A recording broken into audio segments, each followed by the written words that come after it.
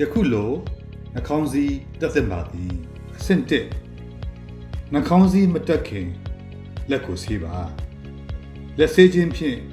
ယောဂပိုးများလက်မှတ်တစ်ဆင့်နှာခေါင်းစည်းနှင့်မျက်နှာသို့မဝင်ရောက်နိုင်ပါအဆင့်2နှာခေါင်းစည်းကိုသတ်မှတ်ထားသည့်အတိုင်းမှန်ကန်စွာတက်ရပါမည်နှာခေါင်းပါးစပ်နှင့်မေးရိုးကိုလုံနေအောင်ပုံထားရမည်နှာခေါင်းစည်းတက်လျင်မျက်နှာပြင်ကိုလက်နှင့်မကန်မိပါစေနှင့်အဆင့်3နှာခေါင်းစည်းတက်ပြီးလျင်လက်ကိုစင်ကြယ်စွာထပ်ဆေးပါ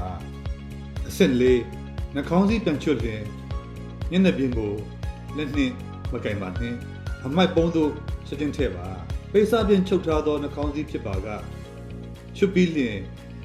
ပလတ်စတစ်အိတ်ထဲသို့ထည့်ပါနောက်တစ်ကြိမ်အသုံးမပြုခင်